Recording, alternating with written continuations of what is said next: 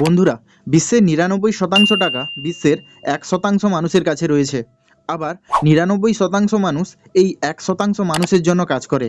আর এটা আজ নয়, বছরের পর বছর ধরে এই সেম মেথডটি হয়ে আসছে।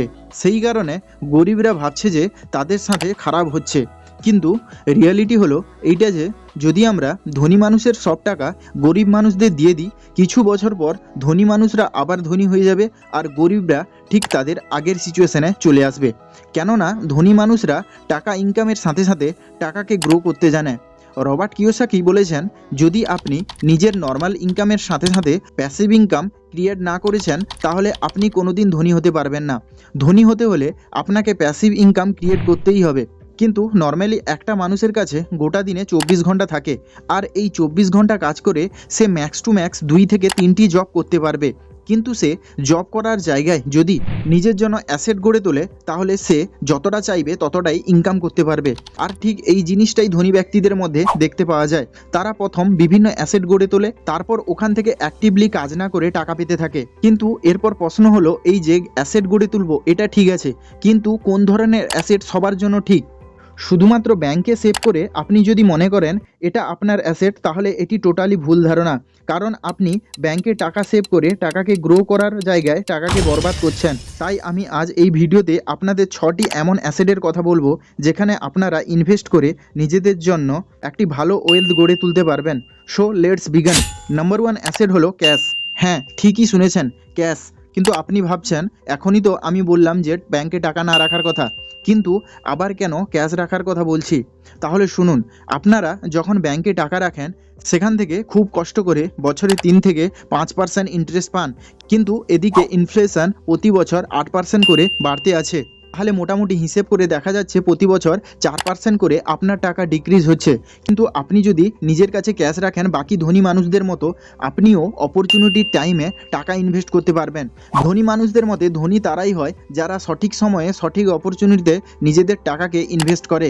আর তার জন্য নিজের কাছে ক্যাশ থাকাটা খুবই জরুরি। আপনি শুধু এই বড় বড় কোম্পানিগুলোকে দেখুন, রিলায়েন্স তার কাছে 2.1 লাখ করোড় ক্যাশ রেখেছে। টাটা মোটরসের কাছে মোটামুটি ৬০,০০০ কোটির মতো ক্যাশ রয়েছে। শুধুমাত্র ভারতীয় কোম্পানি নয়, বিশ্বের প্রায় সব কোম্পানির কাছে মোটামুটি ক্যাশ থাকে, যাতে তারা অপরচুনিটির সময় আরও বেশি ইনভেস্ট করতে পারে। ধনী মানুষরা আরও একটি কারণে নিজেদের কাছে ক্যাশ রাখেন, তারা জরুরি সময়ে অন্য কাউকে টাকা ধার দিয়ে সেখান থেকে অনেক বেশি ইন্টারেস্ট আর্ন করেন। আপনি হয়তো বিশ্বাস করবেন না, কিন্তু আজকাল ভারতে এই প্রসেসটি অনেক বেশি মাত্রায় চলছে। লোক তার টাকা অন্য কাউকে ধার দিয়ে অনেক বেশি সুদ নিচ্ছে। আর আজকাল শুধু ধনী মানুষরা নয়, মধ্যবিত্ত মানুষরাও এই কাজ করছে। এবার অ্যাসেট নম্বর 2, রিয়েল এস্টেট। ক্যাশের পরে যদি আপনি কোনো জায়গা থেকে মোটা টাকা ইনকাম করতে চাইছেন সেটা হলো রিয়েল এস্টেট। কেননা রিয়েল এস্টেট হলো এমন একটি জায়গা যেখান থেকে আপনি একটি নয় বিভিন্নভাবে ইনকাম করতে পারবেন। আজকাল কেউই তার ডেলি জবকে পছন্দ করে না, তাই তারা এইসব অ্যাসেটে নিজেদের টাকা লাগাতে পছন্দ করে, যেখান থেকে সে বিভিন্নভাবে টাকা ইনকাম করতে পারে। এইভাবে আপনিও যদি একটু স্মার্ট, তাহলে আপনিও রিয়েল এস্টেটে টাকা লাগাতে পারেন। আর এর বেনিফিটগুলো আমি আপনাকে বলছি। সময়ের সাথে সাথে অটোমেটিক আপনার জায়গার দাম বাড়তে থাকবে। যদি আপনি একটি বাড়ি ১০ লাখ টাকা দিয়ে কিনেছেন, ৩ বছর পর ওটার দাম ১৫ লাখ বা তারও বেশি হতে পারে। কারণ দিনের পর দিন ভারতের পপুলেশন বাড়তে আছে, তাই রিয়েল এস্টেটের দামও বাড়তে আছে।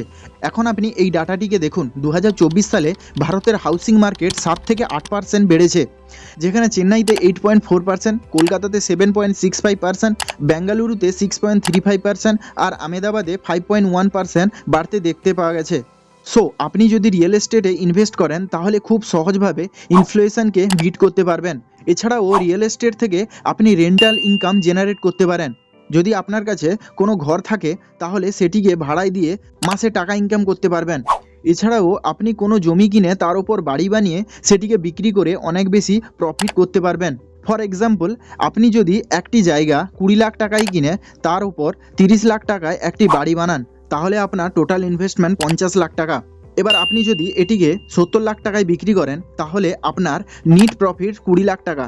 আর এখানে যদি আপনি শুধু ২০ লাখ টাকায় জমিটি কিনে বিক্রি করতেন তাহলে ম্যাক্স টু ম্যাক্স আপনি ২৫ থেকে ৩০ লাখ টাকা পেতেন, যেখানে আপনার ৫ থেকে ১০ লাখ টাকা প্রফিট হতো। রিয়েল এস্টেট একটি লং টার্ম ইনভেস্টমেন্ট। ৩ নম্বর অ্যাসেট হলো বন্ড। বন্ড হলো এমন একটি ইনভেস্টমেন্ট যেখানে আপনি সরকারকে নিজের টাকা ধার দেন আর ওখান থেকে সুদের হারে টাকা রিটার্ন পান। যখন সরকারের টাকার দরকার তখন সে বন্ড ইস্যু করে। বন্ড একটি সেফ ইনভেস্টমেন্ট, কারণ সরকারের সাথে ইনভলভ থাকার কারণে রিস্কও কম থাকে।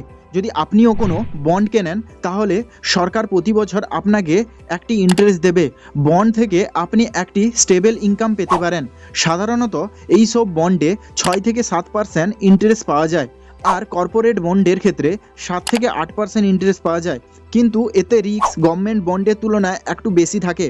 আপনি যদি বেশি সময়ের জন্য বন্ডে টাকা রাখেন তাহলে ইন্টারেস্টের সাথে সাথে ম্যাচুরিটির সময়ে আপনার আসল টাকাও পেয়ে যাবেন। আমার বন্ধু আকাশ 5 বছরের জন্য একটি বন্ড কিনেছিল। 8% ইন্টারেস্ট হারে বছরে 8,000 টাকা সে পেত, আর সে 5 বছরের জন্য সেটিকে হোল্ড করেছিল, যার কারণে সে 5 বছর পর টোটাল 1,40,000 টাকা রিটার্ন পেয়েছিল। তাই বন্ড একটি সেভ অ্যাসেট যেখানে আপনি ইনভেস্ট করে লম্বা সময়ে ধনী হতে পারেন। যদি আপনি এর থেকেও বেশি রিটার্ন চান তাহলে এর পরের অ্যাসেটটি শুধুমাত্র আপনার জন্য। নেক্সট 4 নম্বর অ্যাসেট হলো স্টক। এখন পর্যন্ত আমি যতগুলি অ্যাসেটের কথা আলোচনা করেছি তাদের থেকে যদি কে বেশি রিটার্ন দিতে পারে সেটি হলো স্টক, কারণ এটিতে সেগুলির তুলনায় অনেক বেশি রিটার্ন পাওয়া যায়।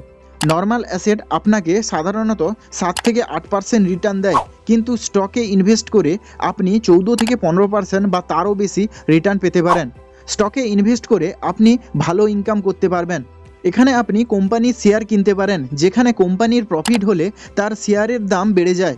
যদি আপনি 500 টাকায় একটি শেয়ার কেনেন, কিছু সময় পর সেটির দাম যদি 1000 টাকা হয় তাহলে আপনার প্রফিট 500 টাকা।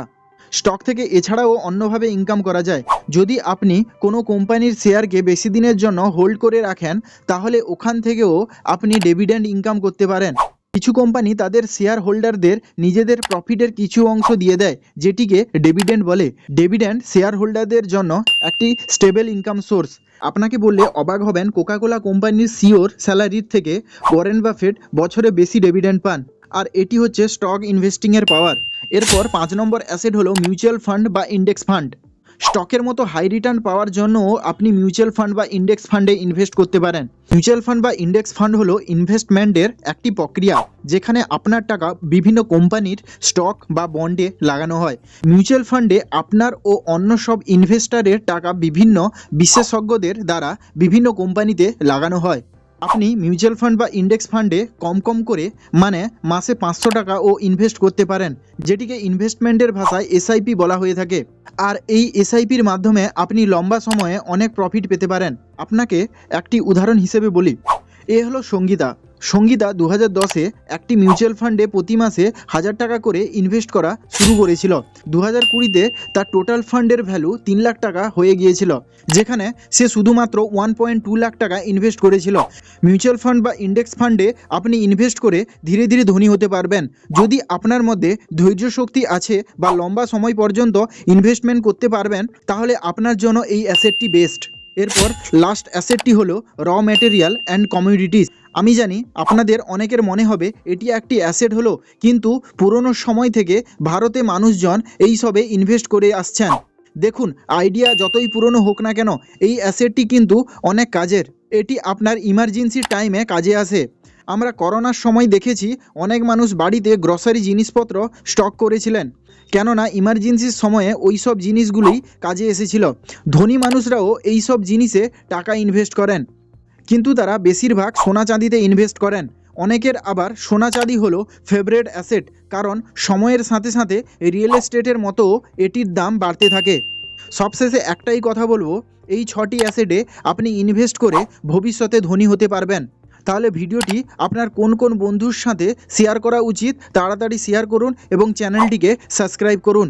আর এর পরের বার কোন কোন টপিকের ওপর ভিডিও বানাবো প্লিজ কমেন্টে লিখুন। ধন্যবাদ।